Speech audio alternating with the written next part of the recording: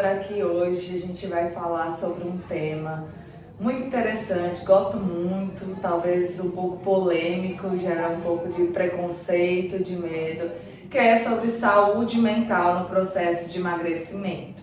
Eu trouxe nada menos, nada mais que uma autoridade aqui de Teresina, Ana Carvalho, que é psicóloga. Eu vou deixar que ela se apresente melhor para vocês. E aí, pessoal, tudo bom com vocês? Primeiramente, estou muito grata, Bruna, por essa oportunidade, né, de poder desmistificar algumas coisas, de trazer a saúde mental alinhada com esse grande propósito assim, de vocês. E eu sempre gosto de dizer que como que a gente vai pensar na nossa saúde física sem pensar na nossa saúde mental, né? Não tem como, elas andam juntinhas. E aí, me apresentando, como o Bruno falou, me chamo Ana Cláudia, né, Carvalho, sou psicóloga, especialista em comportamento alimentar. E engraçado, Bruna, que a minha história se confunde com o meu trabalho, porque eu já fui muito impressionada com o meu corpo, só que ao contrário da grande maioria das pessoas, eu queria ter volume, né? Eu lembro naquela época lá do vídeo. Pois é. Então, assim, olha só, naquele tempo, né? 2014, quase 10 anos. Olha aí. Então, a Bruna lembra e ela esteve comigo nessa fase, a gente já treinou juntas, então a gente já se conhece há bastante tempo.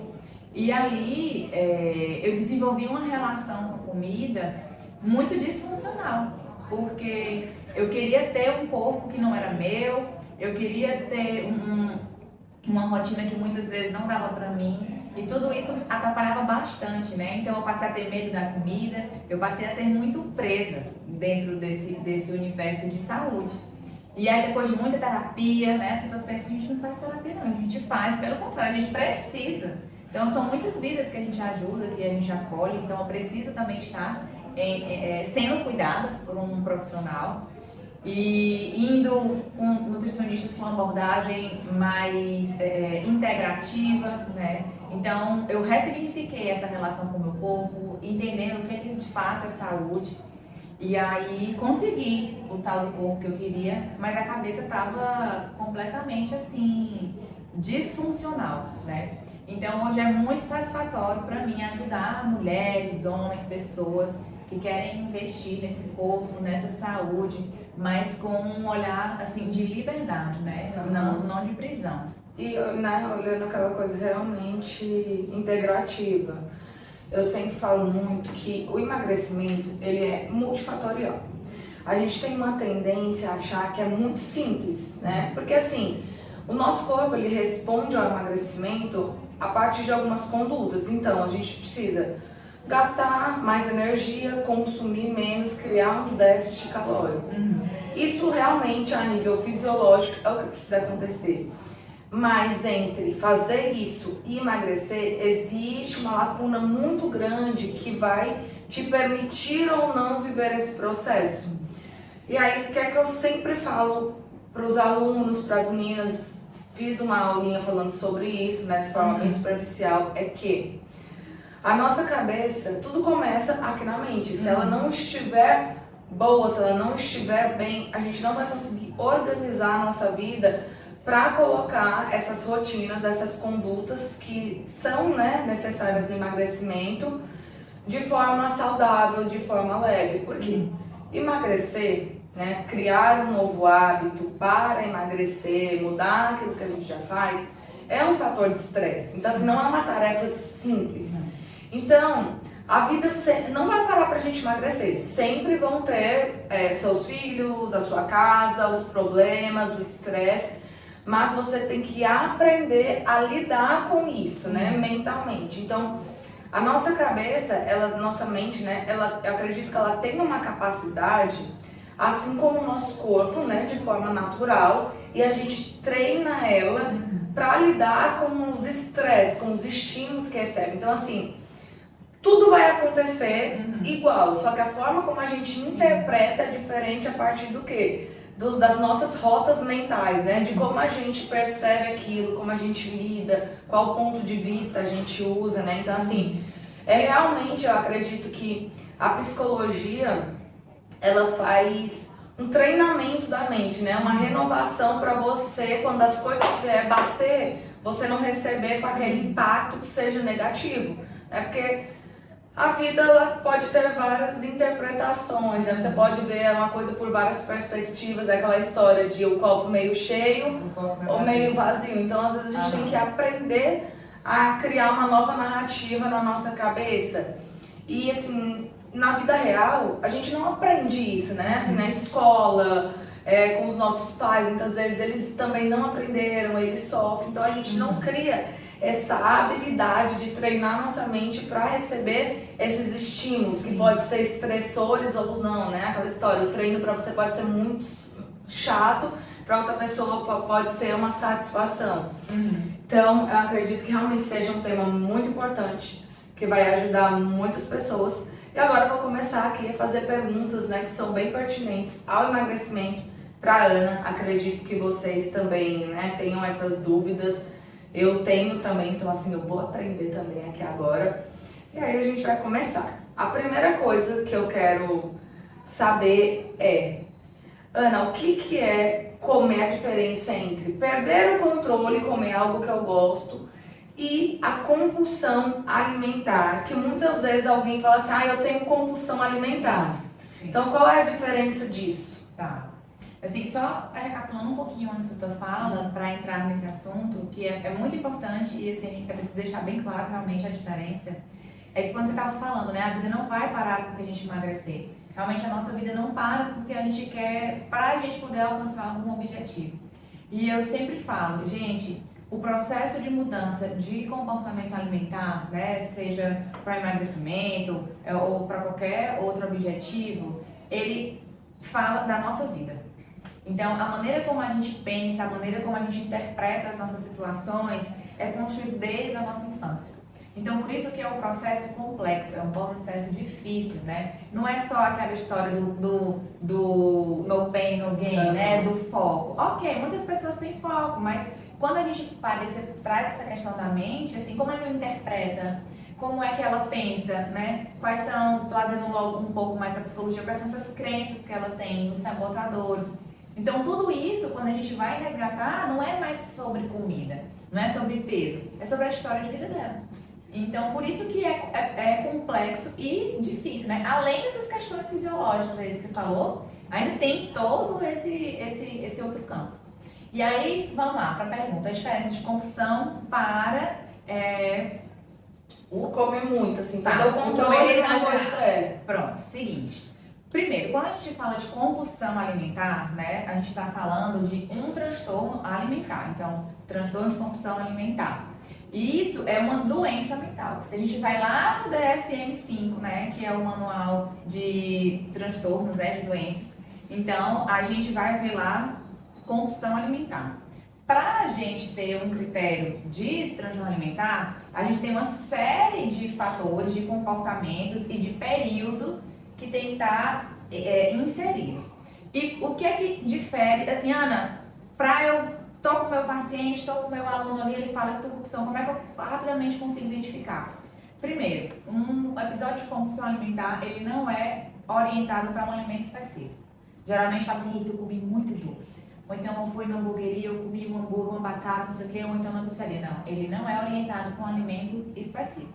O paciente que tem compulsão, ele sai comendo tudo o que tiver, né? Ele não pensa, ele não raciocina, ele não é orientado. Segundo, o paciente verbaliza claramente uma falta de controle diante daquele alimento. Então ele fala, eu não consigo parar de comer. E geralmente nos episódios de exagero, o paciente fala, eu exagerei, eu comi demais, eu passei da conta, né? Ele tem essa percepção durante ali o momento. Isso, ele sabe. E o paciente que tem o transtorno de compulsão alimentar, ele não consegue parar de comer, né? Ele come até onde ele não aguentar mais. E nos casos mais graves, ele come coisas que não são comidas. Então ele pode comer lixo, ele pode comer, sei lá, alimentos que estão estragados, que não são mais tão legais. Então é um caso mesmo assim que se você olha, você fala, meu Deus, isso aqui é bem doentio mesmo, né? É um tipo de doença. Exato. E aí, um outro fator também é que dentro do exagero, muito comum, tem um desejo para aquela comida, tem um fator emocional, né? Então passou por algo, a pessoa vai lá e come. E ele traz, como eu falei, essa questão de algo muito desejado, do que ele quer. Então, gente, o transtorno de compulsão alimentar, quando você vê a pessoa falando, você fala, nossa, chega a ser bizarro, assim, vou utilizar esse termo. Uhum. E se eu comparo a quantidade de alimento que ele come com uma pessoa dentro das condições, né, de idade, de homem, mulheres, então a gente percebe um volume muito grande. Exemplo, no meu dia inteiro eu consumo, sei lá, 2.500 calorias. Uma pessoa que tem um episódio de compulsão alimentar, em até 2 horas, por exemplo, ele come 3.000, 10.000, 5.000 calorias, né? Então é muita comida, muita comida. E antes tinha esse critério, assim, de ser mais rígido, mas hoje a gente leva também em consideração o comum para a pessoa. Então, por exemplo, se é comum para mim, como eu falei, eu comer, sei lá, 5 Kit Kats. Mas aí eu tenho um episódio que eu digo que eu comi 13 Kit Kats. Então eu falo, não conseguia parar de comer esse Kit Kat, né? Então, opa, a gente fica assim, mas não só isso. Tem que ver a quantidade de tempo que esse episódio está acontecendo, né? E também quantas vezes isso está acontecendo dentro de um mês, tá? Aí uma pergunta, existem níveis, né, dessa compulsão e o tratamento dela, às vezes pode ser só com a psicoterapia ou com a medicação, precisa de uma avaliação para ver isso, que pode ser que não seja só com psicoterapia, não vai resolver, tenha que tomar um remédio mesmo. Isso. Que aí entra, eu tô perguntando isso porque muitas vezes as pessoas elas ficam presas achando que vão conseguir se curar sozinhas, acaba ficando com vergonha, né, porque a pessoa fica com vergonha, né, se sente assim, envergonhada por causa da situação e não vai procurar ajuda. Então, assim, ela sozinha vai ser muito difícil. Então, ela precisa, se ela tivesse, ver, analisar, fazer aquela autoanálise, tipo assim, ela tem que, às vezes, tomar remédio. E, às vezes, até no quadro de exagero mesmo alimentar, né? Então, se tiver uma depressão associada, uma ansiedade associada, então, a psicoterapia, ela não vai ser o suficiente, né? E principalmente quando a gente fala de transtornos alimentares, compulsão, anorexia, bulimia, o tratamento, a equipe mínima é o quê? Nutri, psiquiatra e psicólogo. Interdisciplinar. Isso. E ideal, o educador físico também entra nesse universo, né? Mas quando a gente fala assim, equipe mínima, para a gente conseguir ter uma melhoria assim, mais rápida com esse paciente, a gente fala desses 3. Né? Em termos de comportamento mesmo, da relação com a comida. E aí, dentro desse processo, a medicação é muito importante, porque geralmente quando a gente vai falar de transtornos psiquiátricos, tem comorbidades, ou seja, outras doenças associadas. Então, um paciente que tem um transtorno de compulsão alimentar, provavelmente ele tem ou um transtorno de personalidade, por exemplo, um borderline, ou um quadro de ansiedade, né? A gente não está falando que isso é regra, tá? Mas geralmente tem. Então, a psicoterapia não é só o que vai resolver, até porque a gente vai trabalhar com mudança de comportamento. E aí, na compulsão, pode ter desregulação, a gente fala muito da leptina, né? Sim, que é o da saciedade. Exatamente, então às vezes tem uma desregulação desse hormônio, né? E precisa, gente, a gente precisa começar, e é muito importante trazer isso, Dona. As pessoas têm vergonha, as pessoas têm medo, e se a gente não aceita, quando eu falo aceitar, poxa, eu estou doente, eu não estou bem. É o reconhecimento, né? Você parar, fazer aquela autoanálise, internalizar aquele negócio, né? Aquela introspecção, né? Que muitas vezes é um lugar desconfortável, né? Você reconhecer as suas vulnerabilidades é muito desconfortável, mas assim, todo mundo tem, né? Então, eu já passei, né, por momentos bem críticos psicologicamente falando, e eu acho, né, que eu lido muito bem, porque eu não tenho, assim, a menor pretensão de não reconhecer, porque eu quero ficar boa, né? Eu quero ficar bem, então assim, eu me percebo muito quando eu tô mais ansiosa, que eu mudo assim, às vezes o padrão alimentar, não é uma compulsão, mas tô mais ansiosa, acabo procurando uma satisfação ali na forma fácil da comida, eu já ligo uma tomadinha e fala assim, isso aqui não tá legal, tá alguma coisa diferente, então por que que eu, né, por que que eu tô assim? Qual é o gatilho que tá desenvolvendo aquilo? Então assim, às vezes a gente tem que entrar lá naquela introspecção e fazer uma autoanálise. E aí só pra gente fechar, concluindo, então, né, fica claro aí pra vocês a diferença entre compulsão, né, e o comer exagerado, quais são as condutas que devem ser feitas, né, e que vocês tenham esse esclarecimento, né, faça essa autoanálise, porque às vezes você não está conseguindo o resultado que você quer, porque você não está tratando o problema realmente que está impedindo. Então não é um problema de nutricionista, de atividade física, o negócio é mais embaixo, né, que é aquela lacuna que eu disse, que é muito grande, que vão ter coisas que vão impedir você de fazer o tal do que precisa ser feito. Segunda dúvida aqui, que eu acredito seja muito importante saber, Ana, é que é o seguinte: a maioria das pessoas, elas se queixam de falta de tempo de fazer atividade física, falta de tempo de organizar a dieta, né? E eu sempre acabo falando que tempo é uma questão de prioridade. Muitas vezes são motivos válidos, que a gente sabe, né? Que a gente está cansado, que a gente tem mil coisas para fazer, mas isso acaba se tornando sempre um sabotador, essas justificativas, essas desculpas. E eu falo que a gente meio que tem que aprender a viver no desconforto e ver assim, claro que você não pode pegar, querer ter uma rotina que não cabe na sua vida, mas você tem que tentar trabalhar em cima dela para melhorar, ao invés de ficar fazendo, né, justificativas. Hoje na psicoterapia, né? Como que você trabalha mais ou menos isso? Porque tem muita gente que ela quer resolver o problema, mas aí sempre quando você dá a solução, não, mais isso, ela fica sempre se justificando, assim. Qual seria a conduta, assim, para uma viradinha de chave ali, sabe? Pra pessoa meio despertar e fazer o que precisa. Tá. Eu gosto muito de trabalhar com o resgate dos valores da vida daquele indivíduo, né?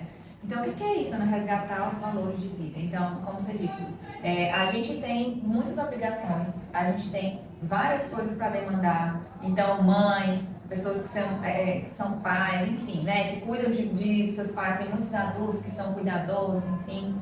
E aí, quando chega esse tipo de queixa no consultório, o que é que eu costumo trabalhar? O que é importante para você? Ah, mas meu filho é importante, meu pai é importante, meu trabalho é importante, tá. Então vamos começar a repensar isso. Se você, e eu coloco muito a analogia da máscara de oxigênio, né? Então quando a gente vai viajar, o que é que eles falam? Primeiro coloca a máscara de oxigênio em você para depois você colocar em alguém. Então se a gente fica muito nesse movimento do outro, ou então se a gente também coloca muita energia e não demanda, né, esse tempo pra gente, como que a gente vai estar lá nesse futuro? Como que a gente vai chegar e ver, tipo, que vida é essa que eu tô levando? E aí, em termos de sabotadores, de estratégias, eu gosto muito, por exemplo, de colocar as vantagens e desvantagens, de pensar junto com o paciente o que é que ele vai ganhar, o que é que ele vai perder, quais os benefícios, quais os malefícios dele levar uma vida sem tempo para ele, né? A gente coloca também, pensando em termos de estratégias, eu tenho um filho, eu não tenho com quem deixar, o horário não dá pra mim. Então vamos pensar em alternativas. Sei que você pode fazer. Não dá pra ir todo dia. Será que dá pra ir pelo menos 2 vezes na semana? Será que dá pra ir 3? Será que não dá pra levar a criança? Ou então pedir pra alguém ir? Ou então deixar com alguém? Então a gente vai pensar. E a ideia não é colocar essa pessoa no foco assim do problema, no sentido, exatamente. Você não faz porque você não quer. Não, gente, vamos pensar, porque essa pessoa provavelmente ela já seja muito rígida com ela já tem muita crítica, a gente recebe crítica o tempo inteiro. Então, se a gente joga mais esse peso no sentido assim, te vira. Eu tô aqui pra fazer a minha parte. Se tu não fizer, tu não vai fazer, essa pessoa se distancia. Então, por exemplo, eu acredito que deva acontecer muito isso aqui, né? Essas questões, eu não tenho tempo, é difícil pra mim. Mas imagina, se as pessoas estão solicitando a nossa ajuda e a gente tem essa postura agressiva, elas não vão ficar, elas saem, né? Essa coisa de ver o que é importante, né? Eu sempre falo muito isso, assim, qual é a sua motivação? Por que você começou? Porque às vezes a gente esquece, na verdade, porque assim, existe um momento que a gente está tão estressado, quando eu digo estressado não é com raiva, nervoso, como as pessoas estão estressadas. É realmente recebendo muitas demandas, né? Talvez que a gente ali não tá acostumado. E aí a gente acaba não conseguindo lidar com aquilo que a gente quer, que a gente sabe que é importante. A gente tem que ficar relembrando, sempre relembrando, né? Por que que eu tô fazendo isso? Pra se motivar, porque eu costumo falar que existe uma diferença entre empolgação e motivação. As pessoas usam a motivação, você não tem que fazer por motivação, não. A motivação é aquilo que te move. Então, assim, empolgação é aquela primeira força, né, que te alavanca. Mas, assim, por que que você tá ali? Então, entender muito bem e que esses motivos sejam fortes pra você, né? E essa fala também do olhar, tirar um pouco o foco do problema, que é o que eu falo muito, assim.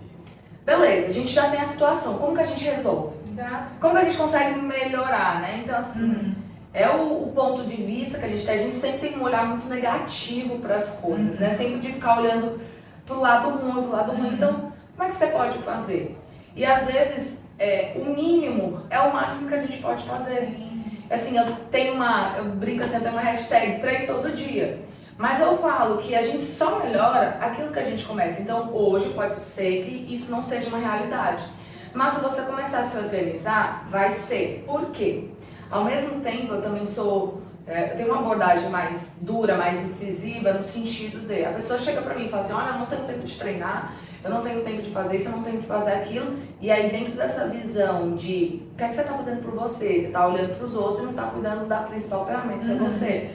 Se você tem uma vida que você não consegue despender tempo pra você, tá tudo errado. Então, assim, você vai ter que começar uma mudança, né, em camadas muito mais profundas, porque não faz sentido a gente levar esse ritmo de vida onde a gente não tem tempo de cuidar da principal coisa, que talvez hoje não tenha tanta importância, porque a gente tem saúde, a gente só liga pra saúde quando a doença vem, né? Mas a gente tem esse olhar vendo a coisa lá no futuro.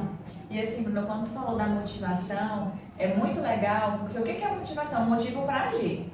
E quando a gente fala de mudança, nem sempre a gente vai ter o prazer, que é um pouco da empolgação. Então, assim, o que me faz, por exemplo, sei lá, depois de um dia cheio de trabalho, eu ir aí 8 horas treinar, tá muito claro para mim os benefícios. Eu ver a saúde como um valor, eu construir diariamente a minha velhice, né? Então, assim, motivação, gente, é você ter muito claro o que tu vai fazer, por que daquela ação, né? E aí eu gosto sempre de colocar, vamos fazer uns cartõezinhos de enfrentamento? Então, o que são esses cartões de enfrentamento? Dica, hein, gente? Dica. Então, o que são esses cartões de enfrentamento? Pega o papel e uma caneta aí e coloca os motivos para vocês se engajarem nesse processo de melhoria de estilo de vida e qualidade de vida. É porque eu quero ter mais saúde, tá? Mas mais saúde para quê? Ter saúde, todo mundo quer ter saúde. Tem que ser mais específico, né? Exato. As coisas é muito abstrata, assim, saúde. Não, a gente fala que é um conceito que não convence ninguém. Isso. E assim, eu quero ter mais saúde para eu ter mais vitalidade, eu conseguir ter mais energia para o meu dia a dia, né? Deixa isso fixo, deixa isso claro para você no notebook, sei lá, no espelho que você tem na tua casa, e leia todos os dias, né? Porque mesmo quando a gente gosta, eu adoro fazer atividade física, você também adora fazer atividade física, mas às vezes a gente não tá com vontade. E o que é que leva a gente aí? A gente saber a importância, aquilo que vai fazer bem pra gente, né? E parar com essa ideia de que todas as mudanças que a gente vai fazer, do que a gente quer conquistar, vai ser fácil. Não vai ser fácil, gente. Não é fácil a gente demandar energia para mudar, para se engajar nos processos, né? Eu sempre gosto de fazer. Por que você, então, não abre mão do teu trabalho? Tu vai trabalhar mesmo quando você não está cansado? Porque você sabe da importância do trabalho na tua vida. Então, a atividade física, uma alimentação com mais qualidade, ele tem que ser uma prioridade na sua vida, né? Mas eu não quero, não tenho valor. Ok, tudo bem, é uma escolha sua, mas você vai correr lá na frente, é isso. Então, é pensar nos valores que estão intrínsecos a esse processo de mudança. E outra coisa que eu gosto também muito de colocar, a diferença de trabalhar com esses valores e de meta. Quando a gente tem uma meta, então sempre acontece muito isso contigo, sei lá, chega um aluno que quer perder 10 quilos para um casamento, para uma situação X. Perdeu 10 quilos, chegou na meta, não sei se tu percebe esse movimento, começa a faltar, Exatamente. sai ali do treino, né? E por que isso acontece? Porque é uma meta. Eu não conheço, um exemplo, ninguém que estuda para concurso que quando passa continua no mesmo ritmo. Não, a pessoa se duvidar para de estudar. Se a gente encara a nossa saúde como uma meta, né? Quando a gente alcançar aquele objetivo, ó, tchau, a gente deixa. Agora, quando eu encaro aquilo ali como algo, um propósito, né? Um valor para mim, é algo que realmente me inspira, que faz bem pro meu dia a dia, diante das dificuldades que vai acontecer, eu vou conseguir me manter. Ou então, eu reduzo o ritmo, mas eu sigo. Mas jamais parar, porque é importante, é valoroso para mim. É ressignificar essa coisa do processo, né? Do porquê você faz as coisas, que é importante. E é o que vai gerar, gente, a manutenção. Então, atividade física, se alimentar bem, tem que ser algo que você faça não como para alcançar, né, uma meta ali, como a Ana tá falando, X, mas para chegar lá no futuro melhor. E o futuro, enquanto você existe, você tá fazendo, porque você não sabe o dia de amanhã, quando é que você vai viver, e que você quer chegar bem lá, né, todos os dias mais funcional, com mais autonomia. E é isso. Quer completar? E assim, só também dizendo que não tem problema, gente, você começar num processo de emagrecimento, que você quer ter um corpo melhor, porque você quer se sentir... Não é isso que eu tô falando. Mas que entenda o quê? Não vai ser esse fator que vai fazer com que você não tenha, né? Esses fatores pautados em metas, em imagem puramente, né, em peso, eles não são sustentáveis. A gente precisa encontrar algo que sustente a nossa motivação, no caso, motivo para agir, e persistir, né, nesse caminho. E a clareza, né? Que é sempre o que eu falo, vocês têm que ter clareza. Quanto mais você entende. Por isso que esse projeto aqui, ele é mais, eu já falei que não é um desafio, não é para perder peso, é para aprender. Porque quando você tem consciência do porquê você faz algo, é muito mais fácil, né? Não é que seja fácil, mas a sua mente, ela consegue entender o porquê, e aí você não fica meio que dando muita cara, por que eu tô fazendo isso? Não entende, né? Faz realmente sentido, ter a clareza, faz sentido, né? É isso. Vamos falar um pouquinho, Ana, né, no espectro da psicologia, a diferença entre a aceitação e a resignação. A gente sabe que hoje na internet, né, essa narrativa de você precisa se aceitar, ela às vezes acaba sendo mal interpretada, né? E assim, pessoas às vezes com autoridade, com uma certa influência, propaga essa narrativa e ela é um pouco perigosa. Então explica um pouquinho pra gente, né? O que eu tenho que aceitar dentro do processo de emagrecimento, da minha imagem corporal, o que eu preciso aceitar, o que é que não precisa, o que é essa aceitação? Tá. Seguinte, eu vou colocar esse ponto que você trouxe sobre duas perspectivas. Uma da aceitação como mudança e uma da passividade. Então, quando a gente fala assim, eu aceito, sei lá, meu corpo gordo. Eu aceito que eu estou doente. Eu aceito que minha cabeça não está bem, que eu vou precisar de um psicólogo. Eu estou disponível, eu estou aberta para melhorar. Eu estou percebendo que o estado como eu estou não está legal para mim. Então, a mudança só começa quando a gente aceita. Enquanto eu não aceito, enquanto eu não tenho essa consciência, enquanto eu não trago isso pro meu aqui e agora e percebo isso, eu não mudo. Eu reconhecer, né? Isso, eu vou empurrando com a barriga, tá? E aí, vamos pensar nisso numa passividade. Aí eu acho que você estava falando um pouco, sei lá, da gordofobia, né? De aceitar um corpo gordo, enfim. Realmente é muito polêmico. E o que é que a gente coloca? Quando a gente fala de obesidade, a gente está falando de uma doença. Ponto, inquestionável, não tem o que falar.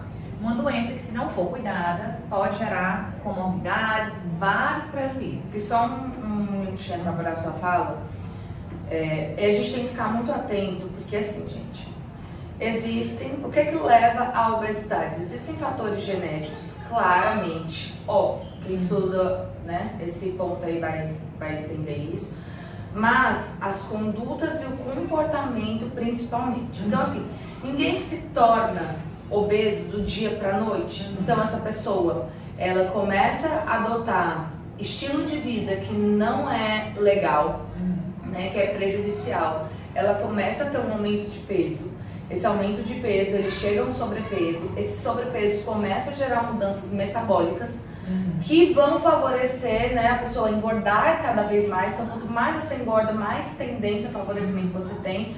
Há um ponto que você chega à obesidade, essa obesidade se instala e você começa a ficar sob efeito dos hormônios da obesidade, né?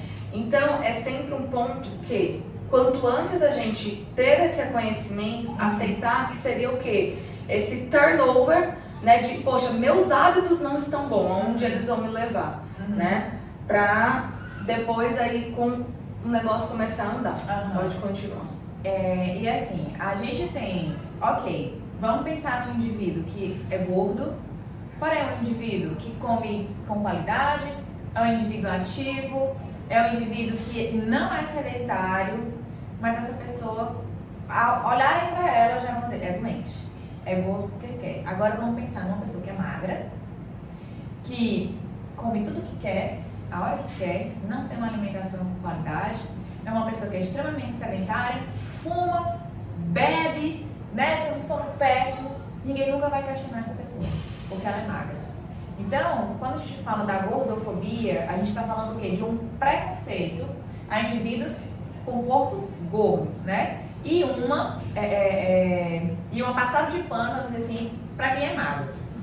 E aí, ninguém questiona a saúde de uma pessoa magra, ninguém questiona os hábitos dela. A gente vê na internet aí, por exemplo, muitas pessoas postando comendo, não sei se tu já viu, eles são vídeos até meio bizarros. Eu sei, comendo muito, né? Come muito, e a pessoa naturalizando aquilo ali, e todo mundo faz geralmente os comentários. Ah, ela pode, ela é magra, né? Como se a magreza permitisse você ter mais hábitos. Que essa questão, por isso que sim, o negócio é um mau hábito. Às vezes a pessoa nem tá obesa ainda, entendeu?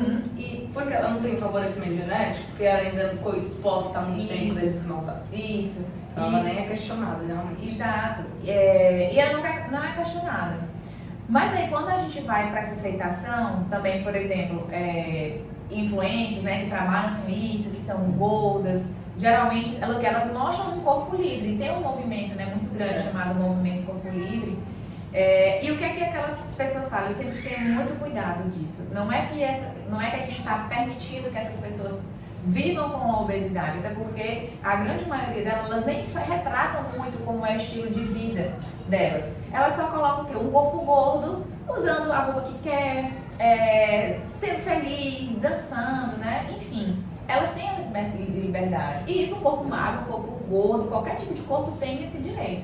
Só que quando a gente fala de saúde, a gente tem, a Bruna falou da genética, são fatores que a gente não controla, mas comportamento a gente controla. Então, como é que está a minha alimentação? Como é que estão os meus hábitos? Como estão meus pensamentos, meu comportamento em relação à comida, né? Então, isso a gente tem que pensar. Então, essa questão de aceitar, nesse sentido de, ok, eu sou gorda, e aí eu quero ser assim, eu não vou mudar meus hábitos, eu não tenho problema nenhum, não tô nem se eu vou estar doente, não. Ok, ela vai ser responsabilizada.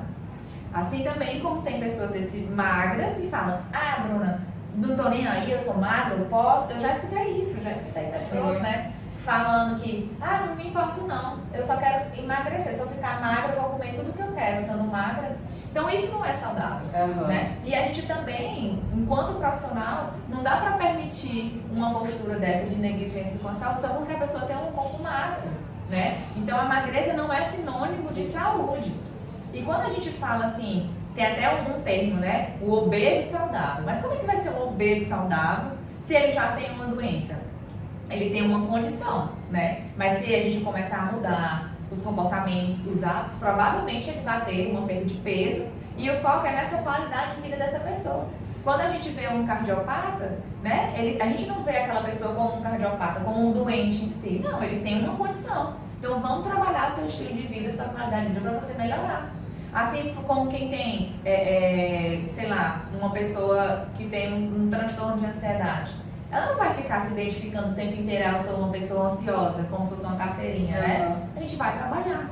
Então olhar para o comportamento, sair um pouco dessa esfera, dessa imagem, né, do que chega. Infelizmente a sociedade é preconceituosa, a sociedade é julgadora, né? Então até na nossa profissão.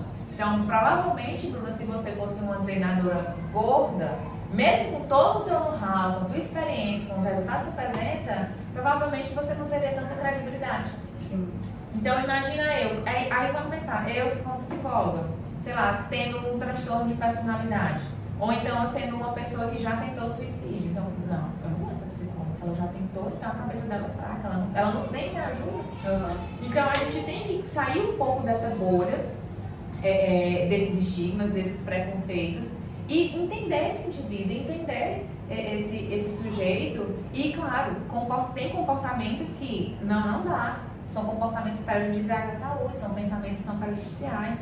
E aí você quer ajuda? Quer? Então vamos lá, eu tô aqui pra te ajudar, vamos pensar. Você aceita pra mudar, né? E Exato. não pra usar como um rebelde. Exato. Porque tem, e assim, felizmente cada um, né, faz o que quer da vida, mas muitas vezes a pessoa acaba sendo contaminada porque a gente é influenciada, né? Eu tenho até um exemplo de uma pessoa que ela falou que assim, ela era obesa e aí ela começou a consumir muito conteúdo dessas, né, dessas blogueiras que são pró-obesidade. Muitas defendem mesmo, né, de uma forma errônea a obesidade, e ela começou a se deixar levar. Por quê? Porque é um discurso para ela que é confortável, deixar ela numa zona de conforto, porque como a gente já disse lá no começo da nossa conversa, mudar é difícil. Então, às vezes é mais fácil você guardar aquela sua vontade, falar que você aceita e não se movimentar. Só que se dentro ali de você sabe que é algo modificável, aquilo gera uma frustração. Então, isso tem um peso, né? Eu tava até falando ontem que é muito ruim quando você sabe que você consegue mudar algo, mas você cria na sua mente ali um pensamento, uma narrativa para ficar numa posição de passividade e não fazer nada para não encarar o desconforto. Só que assim, no fundo, a sua consciência sempre aponta. Você sabe que você conseguiria e você tá usando isso aí como um sabotador, né? E esse negócio da aceitação é engraçado, assim, por exemplo, sei lá, você tá na roda de amigos. Aí você vê um amigo seu que, sei lá, que gosta muito de churrasco, né? Enfim. E aí você vê a pessoa comendo muitos pedaços com muita gordura. Aí você fala, menina, pelo amor de Deus, para, não come tanto assim. Não sei o quê. Eu tinha muito esse movimento, né? Então, quando eu comecei naquela época a querer mudar, eu fiquei tão vigilante comigo que eu saí dando pitaco na vida de todo mundo. Inclusive, eu fiquei uma época super chata, né? Ainda bem que meus amigos não me abandonaram, que nem meu marido.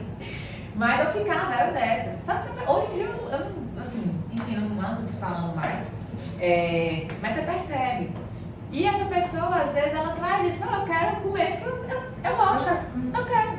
Eu sei que é ruim, mas eu quero. Então, isso, assim, é um movimento realmente de aceitação. Ele vai colher. Essa pessoa vai colher lá na frente, né? E assim como tem pessoas também, por exemplo, que têm um corpo gordo, que são gordas, que não estão nem aí, querem continuar, porque tem muito essa ideia também, né, de que o gordo é porque come tudo que quer, a hora que quer. Eu tenho pessoas que convivem comigo que são gordas e comem isso aqui. Agora sim, também comem isso aqui, mas extremamente calóricos, né? E aí é outro ponto. Então, não comer muito, e o volume que você come e a quantidade. Come muito alimento denso de caloria. Exatamente. Então, tem muito essa ideia, mas tem gente, ó, que não tá aí, né? Só para esclarecer aqui um ponto, que é o seguinte, gente. Quando eu faço avaliação física, às vezes ali aparece, né, qualitativamente saudável pelo percentual de gordura. Sim. Então, às vezes, obeso, aí às vezes aceitável, às vezes atleta. E aí que eu sempre falo pra pessoa. Muitas vezes, ela tá ali obesa, só que ela já está mudando as condutas dela. Então, o que acontece? O nosso corpo, cada corpo, ele metaboliza energia de um jeito, ele tem uma capacidade ali de receber energia e ele tem um peso ok, né? Para a estrutura que foi feita. Então, assim, o nosso corpo é como um carro, ele tem um limite ali como um elevador para ele funcionar bem. E aí, a gente, com os nossos hábitos, a gente vai desestabilizando isso. Mas muitas vezes, o que acontece? Uma pessoa ela começa com maus hábitos na vida dela, ela não vai se tornar obesa porque ela não tem um favorecimento genético e ali aquele tempo que ela ficou exposta àqueles maus hábitos não foi suficiente para levar ela à obesidade, né? E aí também existem pessoas que estão mudando o estilo de vida, só que aí dá ali aceitável, obeso. E aí eu sempre falo, mas eu não tô no saudável. Calma, por quê? Isso aqui se refere ao percentual de gordura. Assim como você não se tornou obeso do dia para a noite, essa perda de peso ela é lenta. Então a gente precisa ficar exposto a um estímulo para o nosso corpo responder. O nosso corpo, as nossas estruturas, elas demoram, ela precisa de um tempo. Então, muitas vezes você tá ali obeso, você tá ali com sobrepeso, existiu um desequilíbrio, sabe? Entre as suas necessidades e o que você deu pro corpo e ele acumulou. Mas não é porque você está acima do peso, que você está com sobrepeso, que eu vou falar assim, você não é saudável. Por quê? Porque você já está com condutas mudando seu dia, o seu corpo só precisa ficar exposta a isso para que ele consiga dar em números de forma quantitativa, né, aquele resultado. Então é muito sobre condutas e aí isso entra para a pessoa que é magra, entendeu? Então assim, é a coisa do comportamento, nosso corpo vai responder ao comportamento. Às vezes ela não vai ter hoje um problema, mas vai chegar uma hora que o metabolismo dela não vai mais dar conta, ela vai engordar. Se não vai engordar, ela vai começar a ter problemas, o quê? Não vai gordura pra fora, ela vai começar a aumentar o colesterol. Sim. Entendeu? Então assim, é aquela coisa que não é tão perceptível, mas também é prejudicial. Por isso que a gente sempre bate na tecla do comportamento e o nosso corpo vai responder. Hoje mesmo uma pessoa mandou mensagem e falou assim, na primeira semana eu fiz tudo direitinho, não emagreci nada. Agora eu me pesei, emagreci 2 quilos, porque cada corpo responde de um jeito. Quando você dá aquilo que seu corpo necessita em equilíbrio, né, ele vai responder de forma favorável, entrando em uma harmonia. Então, muito do que a gente vê, que a gente tem um referencial de estética, de beleza, na verdade, é saúde. Então, quando você respeita as horas de sono, a hidratação, o tanto que seu corpo consegue metabolizar de energia, o tanto de movimento que ele precisa fazer para ser saudável e não perder massa muscular, você vai ter um aspecto bonito, né? Que é o que a gente julga de bonito. Então, é o estético. Assim como se você não respeita o seu corpo, só come besteira, você não dorme, tudo aquilo vai refletir, né? Então a sua pele, o seu cabelo, né? Então assim, se você está em momentos com uma desorganização hormonal, se você não está dormindo bem, a sua pele aponta. Se o seu intestino não está bem, a sua pele aponta. Então assim, é sempre muito do referencial que a gente tem de beleza, na verdade ele é um resultado da nossa saúde. Então, né, a gente precisa se atentar para isso, para entender que você aceita, né, para mudar, e essas mudanças elas não são no físico exatamente, elas são no seu comportamento, né, na sua rotina. E essas mudanças físicas, elas vão acontecer exatamente por esse tanto de fatores que você falou, né? Então, assim, é muito clara a ansiedade, a gente consegue ver, eu tô com uma semana, não mudei nada. Mas, gente, às vezes não muda mesmo. No início do processo a gente perde muito líquido, né? Então emagrece ali com líquido, aí passa o final de semana, consome de novo. Mas e aí eu volto lá pro nosso primeiro ponto. Os motivos para você persistir nesse processo, né? Então não é sobre peso, não é sobre imagem, é sobre saúde. É sobre qualidade de vida, vocês conseguirem ter equilíbrio, né? Sair às vezes de uma descompensação, de um exagero, ter hábitos melhores. Então, é isso que a gente quer, né? Que a gente prega. Muito mais do que o físico. Então, provavelmente, eu falo muito, provavelmente eu nunca vou conseguir ter o corpo da Bruna. Enfim, ela tem as condições genéticas dela, ela tem o estilo de vida dela, né? Assim, mas a gente tendo uma vida com qualidade, pode ser que eu mantenha... Você vai expressar a sua melhor versão, a sua, né? E não a do outro. Exato.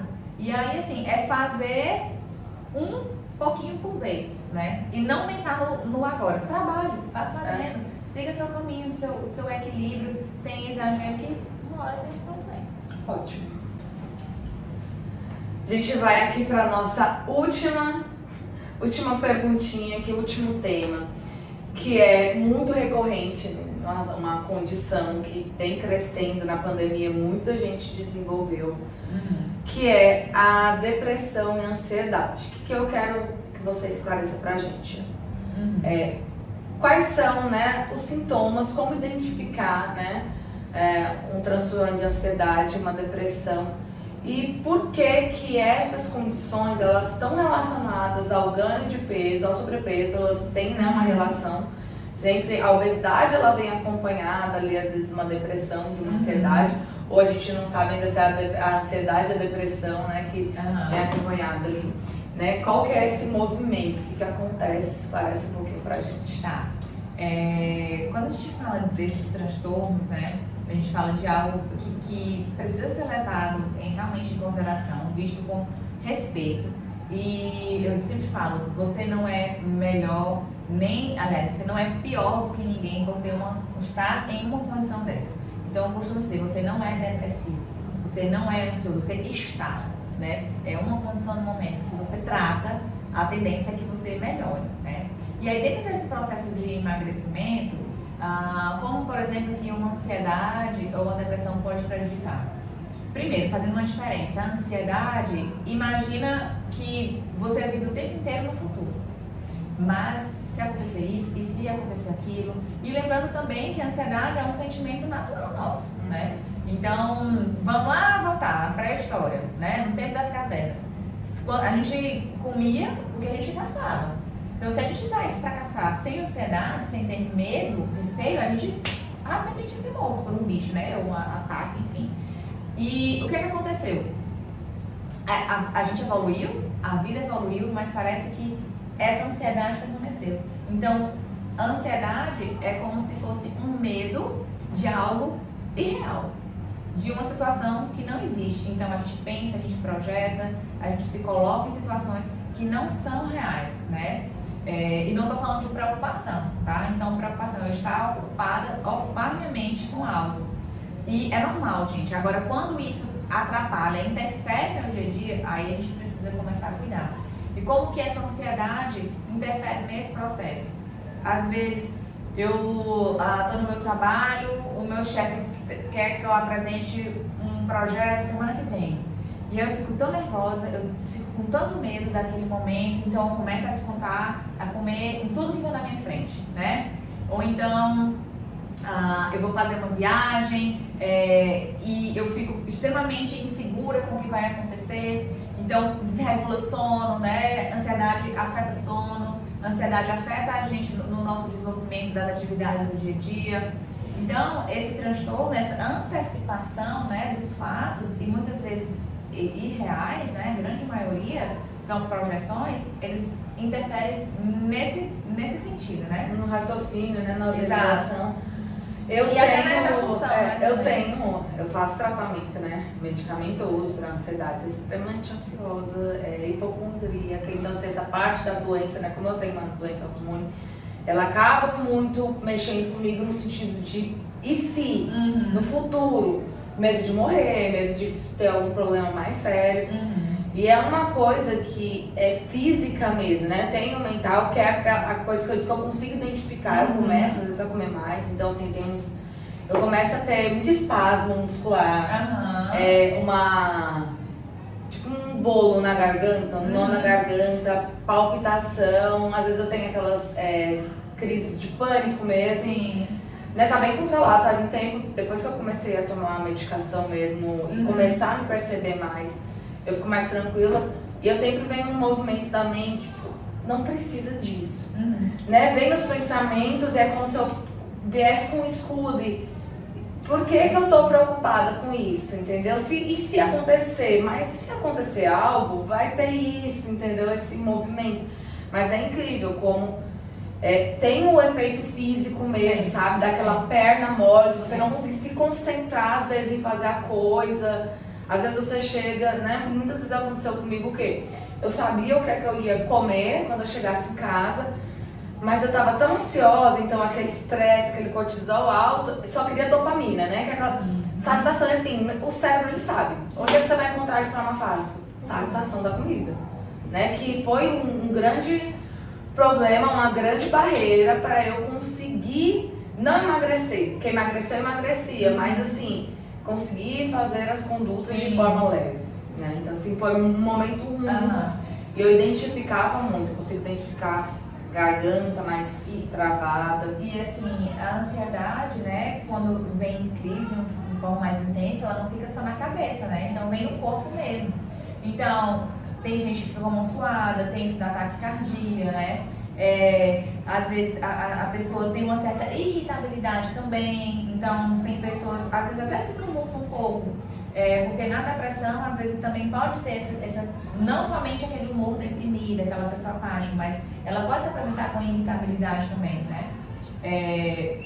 E reverbera no corpo, é real isso, né? Não é coisa da nossa cabeça não.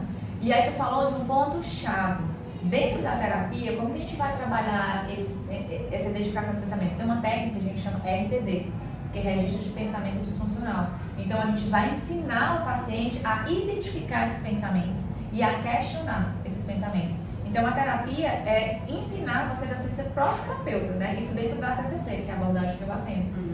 Só que tudo isso passa pelo autoconhecimento. O paciente tem que começar a observar, a gente vive no automático, a gente tem que começar a desacelerar e prestar atenção no que eu falo, o que eu penso, o que eu sinto, como eu como, o que eu como, né? Então é um processo de aprendizado mesmo.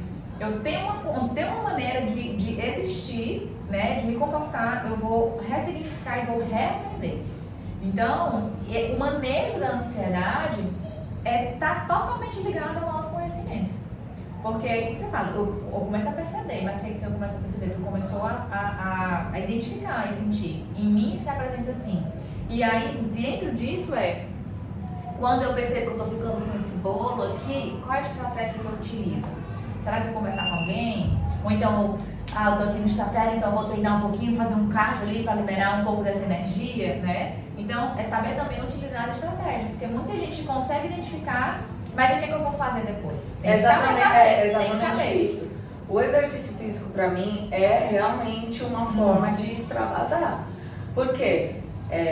Normalmente a gente vai no que a gente aprendeu a entregar prazer e satisfação, né? Que é a comida, o primeiro estímulo que a gente tem, acho que na vida mãe, eu não quero fazer isso, se você fizer isso, você vai ganhar tal coisa. Então o nosso cérebro vai lá e grava essa informação, né? Então o exercício para mim hoje é um ponto, né? De equilíbrio. E aí, quando eu fiquei doente no começo do ano, eu tive uma crise, eu tive que parar de treinar. Acabou.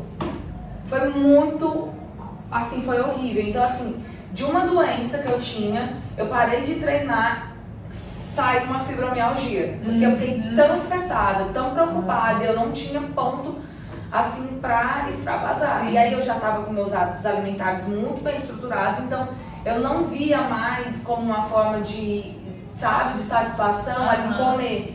Então eu fiquei sem ter o ponto de saída dessa energia, dessa preocupação. E foi péssimo. Então assim, hoje eu sempre falo isso, que eu vou muito pela cabeça. Aquela história não é terapia, mas é terapêutico. E aí eu brinco e falo, gente, eu treino 2 vezes por dia porque eu sou muito estressada, então eu tenho que tomar essa pílulazinha de manhã e de tarde, um pouquinho cada. Porque realmente é como se fosse assim, o exercício físico, ele é uma ferramenta limitada de curta duração. Então é por isso que a gente fala, muitas vezes eu falo que se você está nessa condição de ansiedade, você tem que tirar os olhos do emagrecimento, porque você vai emagrecer, mas tirar essa meta e fazer o exercício físico com outro olhar, né? Ressignificando mesmo, para que ele sirva ali como uma coisa legal e não como mais uma pressão, né? Para você colocar em cima de uma mente que já não tá boa. Sim. E assim, muito dos processos dos pacientes que eu atendo chegam com outras questões que são mais importantes do que o emagrecimento. Que eu falei, parou, ninguém vai trabalhar comportamento alimentar não.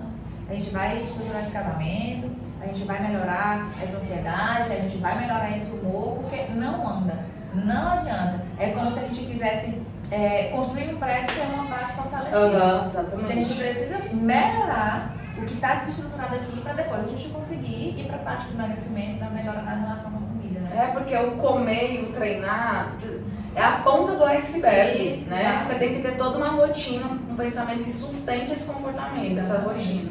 E aí na parte da depressão, o que é que a gente tem? A gente tem um rebaixamento desse humor. Então, vamos supor, você começa a deixar de gostar das coisas, a fazer, deixar de fazer as coisas que você gostava. Então, você talvez ou passa a dormir mais tempo ou dormir menos tempo, né? Então, a pessoa, nos casos mais graves, mais severos, a pessoa deixa de cuidar mesmo de si, essa questão Tomar banho, cuidar, lavar cabelo, mas é exato. uma pessoa que relatou isso. Exato, então é nesses casos mais graves, né? E aí, onde que a comida entra nisso? Ou ela vai, a comida como um fator de satisfação também, na ansiedade para reduzir a ansiedade, ou tem gente que para de comer, tem gente que perde totalmente o apetite, né? E aí, nesses casos, a gente vai trabalhar o quê? O sentido da vida dessa pessoa. Porque provavelmente o discurso de uma pessoa que está em depressão é: a minha vida não faz sentido, a minha vida não vale a pena, eu enxergo tudo cinza, né? Não tem cor, não tem brilho. Então a gente vai resgatar o que faz sentido, o que essa pessoa gosta, o que é importante para ela, para depois a gente começar a melhorar, como a gente falou, esses outros fatores, né? E aí sim, vamos focar na alimentação, vamos focar no peso, né? E os dois, eles podem andar juntos, né? Uma ansiedade, uma depressão. Eu não sei se é, mas eu já ouvi falar, e aí eu vou até relatar aqui uma percepção minha mesmo, uma frase. De você começar com um comportamento ansioso e depois você entrar num comportamento mais depressivo, né? Então, assim, esse movimento, principalmente na forma de comer, ele muda. Eu vivi uma situação que inicialmente eu tive um descontrole muito grande, né? Então eu ficava, era assim, era como se ali eu ainda houvesse uma ansiedade, uma esperança, e eu fiquei nesse movimento de querer comer mais, e depois realmente a situação me levou a realmente uma perda de apetite. E eu me sentia realmente com esse rebaixamento. Então, assim, para eu fazer as coisas que eu precisava fazer, que eram fáceis na época, eu tinha como se fosse um gasto de energia muito grande. Então, assim, pequenas coisas que antes me davam prazer, me dava. Então, assim, eu adoro ir fazer minha unha. Adoro. E assim, eu não tinha vontade de ir fazer. Sim. Né? Então, assim, muitas vezes eu tinha vontade de. Eu tinha fome, na verdade, eu tinha fome física, mas eu não tinha vontade de ir lá e buscar o alimento. Então foi uma situação que migrou, assim. E aí, já como eu tenho esse conhecimento, eu fiquei muito alerta. Então, assim, poxa, calma aí. Assim, sim, claro que a vida, ela vão ter as coisas ali, você sente aquele baque, você reorganiza, né? Eu vejo muito assim, eu sempre falo que a minha cabeça funciona como se fosse um fluxograma. Então, bate as coisas fora, tem aquele primeiro choque, opa, vamos reorganizar isso aqui. E comecei a fazer a mudança, porque realmente, né, nem sempre é sobre comer mais. Às vezes, é realmente você perder essa saúde pro não se alimentar, não comer, não se cuidar, que a gente entra no que a gente está aqui, principalmente entre dar conhecimento que sustente para você hábitos e valores que vão reverberar na sua saúde, né? E assim, fique claro, gente, assim, para vocês, que dentro do tratamento não significa dizer que eu tô melhorando, eu tô fazendo terapia, eu tô treinando, eu tô me alimentando melhor, que não haverá dias tristes. Ou haverá dias que você se sente assim, olha, vai acontecer. Isso faz parte, né? Porque muitas vezes as pessoas pensam que, eu comecei o tratamento, então eu não vou sentir mais nada. Então eu tô curada e está em não sentir mais, né? Essa desmotivação, às vezes esse desânimo. Não, vai fazer parte. Terão dias que isso vai acontecer. Até porque, né, oscila muito, a gente é muito ondulatório. E aí, a principal diferença é, Ana, mas como é que eu sei se é uma depressão, se é uma ansiedade? Primeira coisa, gente, como tem dias que a gente vai se sentir triste, a Bruna, sei lá, não tá bem, mas não tá com vontade de fazer a unha, as unhas tá com preguiça. Ok, agora, poxa, se isso começa a acontecer com a constância, e isso vai para outras áreas da vida dela, ela começa a ter prejuízo, sei lá, ela se atrasa para conquistar terra, ela não consegue mais conversar da mesma maneira com os alunos começam a perceber, então, opa, tá afetando, tendo prejuízo na vida, vamos ficar de orelha em pé. Segundo, e o diagnóstico? Minha gente, não vão para Google, não.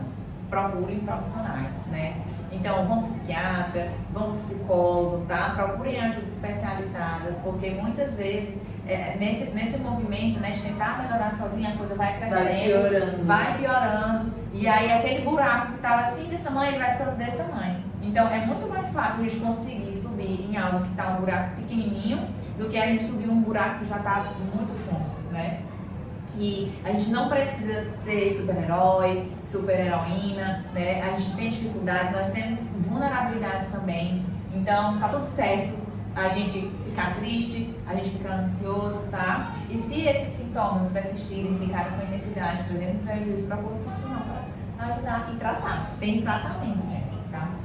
Pergunta bônus. Para mais uma surpresa aqui. A gente sabe que Teresina, a gente fala até sobre um assunto, né, um tema que é bem sério. Teresina, se eu não me engano, ela é a capital que tem mais suicídios, né? E a gente vê um movimento hoje cultural de uma superprodutividade, né? Eu já caí nessa e o nosso corpo, nossa mente, né? Ela é como um músculo. Então, assim, ela tem um limite de processar informação. E muitas vezes a gente quer sempre estar com um aproveitamento máximo. E assim como, né, o nosso coração, os nossos pulmões, ele tem um funcionamento que ele muda de acordo com as horas do dia, não tem como a gente exigir do nosso cérebro a mesma produtividade todo o tempo. E só relatando, né, antes, porque eu tenho uma doença autoimune, essa doença ela é muito influenciada pelo estresse, e o estresse, né, ele é muito influenciado pela nossa rotina, pelo nosso dia a dia, por essa autocobrança. E aí eu caí numa coisa de sempre estar aproveitando todo o tempo para consumir tudo que me fizesse desenvolver. Então você não tinha muito o coisa do ócio, sabe? Sim. Do descanso. Então eu entrava dentro do carro ativa, né? Meu cérebro sempre recebendo informação e processando, porque ele tem que processar. Então vai demandar o quê? Os meus neurônios estão ali. E aí eu entrava dentro do carro e estava assistindo aula. Eu ia deitar para dormir, colocava uma aula, um vídeo, dormia assistindo essa aula.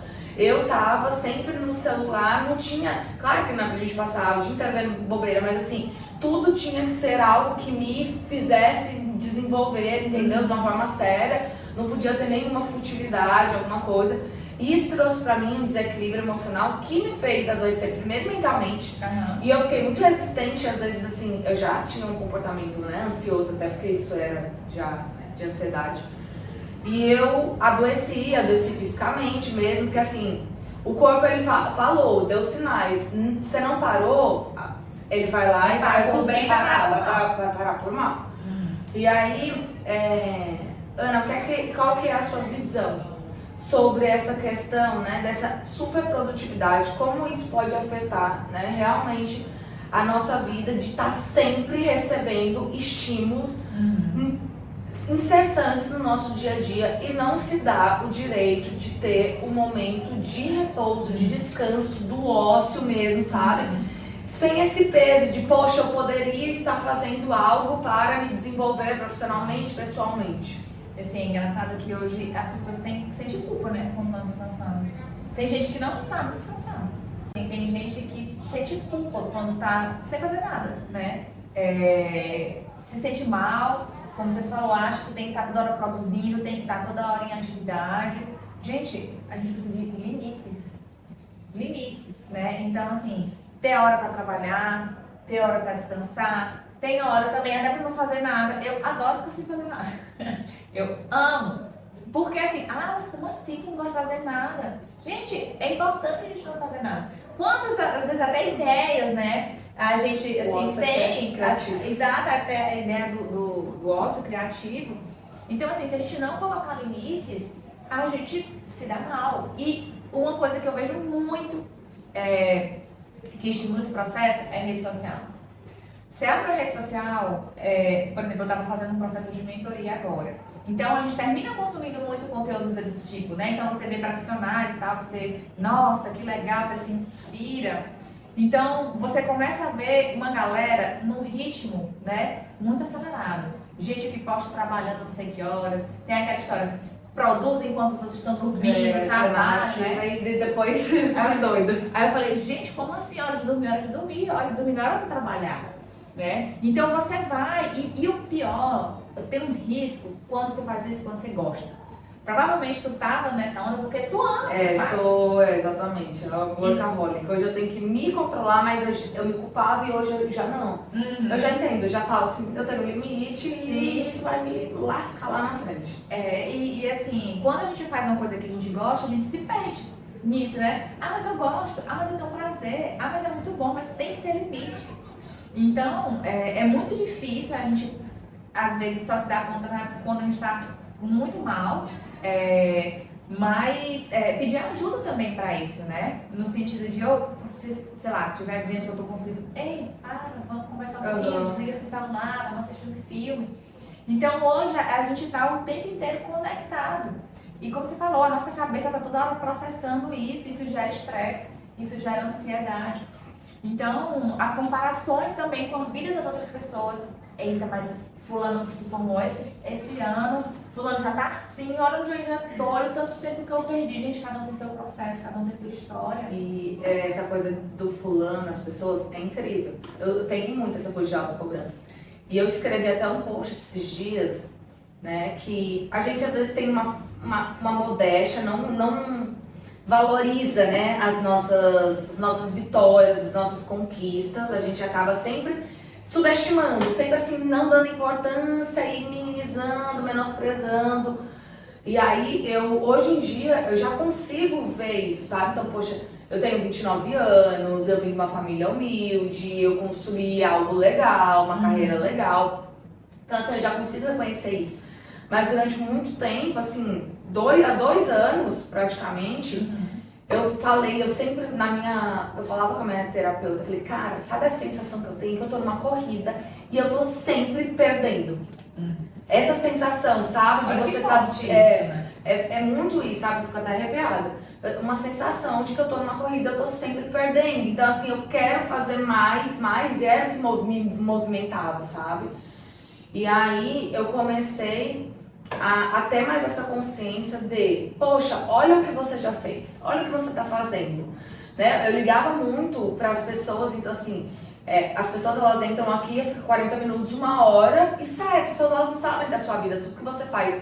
E uma fala me incomodava muito. Hoje em dia, tipo assim, eu ligo até, dane-se, quem sabe na minha vida sou eu, né? No sentido de as pessoas chegavam e eu ia embora, eu tava saindo e a pessoa, mas já... agora não trabalha mais, porque quando você muda um pouco o campo que você trabalha, as pessoas, né? Você não trabalha, e assim, você, putz, tô assim, cheia de trabalho, estressada, só Deus sabe o que eu tô passando, e vem aquela coisa, e a pessoa falha, aquilo ali mexe com você, e aí que você se sente mais, alimenta, né? Isso de, poxa, eu tô numa corrida e eu tô perdendo, eu tô numa corrida, eu tô perdendo. Isso é muito disfuncional, e aí se a gente for falar mesmo, eu gosto muito da parte de neuroquímica, né? Que os distúrbios de ansiedade, depressão, o borderline, né? E as pessoas que até acabam indo pra, né, automutilação e às vezes o suicídio, elas não são do dia pra noite, elas vão alimentando pensamentos que vão desregulando neuroquimicamente ela, né? Até um ponto que ela não consegue mais ter controle, não pediu ajuda. E eu, praticamente, quando a gente tem essa postura, a gente tende a ter vergonha de reconhecer. Então, você se prende naquele mundo. Eu tenho que produzir porque as pessoas estão vendo. Eu não posso pedir ajuda porque eu sou uma referência de força. E aí você se quebra. E assim, você tá trazendo, né? Se fosse, por exemplo, um set terapêutico aqui, a gente fala, eu tenho que fazer isso. Então, as crenças. Vamos identificar que pensamentos são esses que levam a esse comportamento, né? Então, assim, eu tenho que ser uma referência de força. Então, a gente já consegue ver um tipo de crença aqui. Mas por que você tem que? Que história é essa? De onde vem isso? Então, quando a gente começa a resgatar, né, a história do sujeito, a gente vai entendendo muitos dos pensamentos, como é que eles foram criados, né? E aí, a ideia vamos questionar esse pensamento. Faz sentido? É funcional ele? Como é que isso te atrapalha? E assim, essa autoimagem também que a gente tem da gente, né? Isso interfere muito. Então isso às vezes, eu tenho que ser a fortaleza, eu tenho que ser o exemplo. Isso é uma cobrança muito pesada, né? E assim, gente, não tem como a gente escapar. A gente tem que ser vigilante com nossos pensamentos. Ontem, agora assim, falando nisso, Agora, assim, eu sou muito mais tranquila, até porque minha meta é trabalhar 6 horas por dia só. E é sobre isso, entendeu? E aí, antes eu ia pra casa e ficava assim, eu não posso dormir de tarde. Alguém perguntar se eu dorme de tarde, eu falava, eu tenho que dormir, eu ficava chateada. Agora, ontem eu dormi de tarde, de 11h50 até 2h10. Olha aí. E assim, o que eu sempre falo, eu não sou uma pessoa preguiçosa. Que foi uma coisa que eu mudei. Gente, eu não tenho preguiça. Quando eu deito e durmo é porque o meu corpo realmente ele está precisando desse descanso. Porque eu acordo muito cedo, então eu acordo sem despertador, eu quero fazer as coisas, então não é curtindo preguiça. Realmente, quando eu deito e durmo e me permita, porque realmente meu corpo está precisando descansar. Então, eu mudei muito dessa narrativa, sabe? Então, assim, é pesado isso, porque muitas vezes a gente fica nessa coisa de eu tenho que ser tal coisa. E eu, na terapia, eu descobri muito do porquê que eu penso assim, entendeu? Porquê que eu cresci assim, a história do meu pai, da minha mãe, essa coisa, sabe? Então, assim, a gente realmente vai percebendo.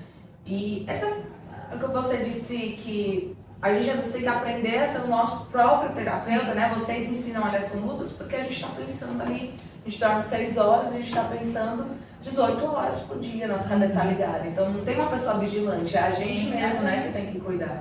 Exato, e assim, até quando a gente fala, pra que eu vou produzir muito? De novo eu volto para os valores, né? O que eu quero da minha vida?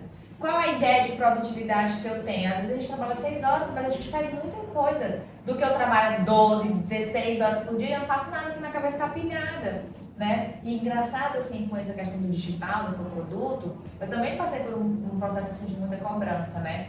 E antes, como a gente estava conversando antes aqui, é muito sedutor. Essa ideia do dinheiro, do mais, você vê as pessoas. Só que eu fiquei assim, eu pensando, meu Deus do céu, caraca, deve ser muito trabalhoso ser milionário na vida. A galera trabalha, mas será que ela tem tempo para curtir? Será que ela realmente pode estar um momento, bem que fazer o que a gente está fazendo? Você mexer no celular, você dá conta, faz isso aqui agora, direcionando pessoas, trabalhando. Então, o que é que eu quero para minha vida? E assim, de que adianta ter tanto dinheiro, ter tanto reconhecimento, mas você viver uma vida que não está conectada com o que é importante para você? Né? Então, levando um pouquinho também para esse lado financeiro, do que adianta, quantas pessoas aí têm milhões, mas são extremamente infelizes? São pessoas que têm depressão, são pessoas que têm vários outros problemas, então assim, pra quê? Pessoas que foram até o extremo, né? Tentaram contra a vida e não aproveitou nada. Então, tem sido uma fala, né, recentemente aconteceram alguns fatos que faz a gente, né, ter esse olhar. Tava até comentando com uma pessoa, falei, cara, não adianta, dorme, descanse, né? Você não é de ferro. Por quê? Porque as coisas elas vão ficar todas aqui, essa é a verdade. Então a gente, né, tem que se cuidar. Isso tudo, esse papo aqui foi pra dizer o quê? Seja a sua prioridade, né? E comece lá no mais íntimo, que são os nossos pensamentos. Porque se eles não tiverem muito bem pautados ali em valores, né, muito bem organizados, a gente não consegue fazer nada. É realmente a nossa fundação, a forma como a gente pensa, as nossas crenças, os nossos valores, é a partir daí que surge tudo. E se a gente não conseguir alinhar isso, a gente não vai conseguir desenvolver nada na vida, seja para emagrecimento, seja os relacionamentos, seja a parte profissional. E foi uma satisfação muito grande aqui comigo, gente. Espero que vocês gostem, espero que seja esclarecedor para vocês e que vocês levem isso não só para o âmbito do emagrecimento, mas para tudo na vida. É isso aí. Um beijo. Beijo.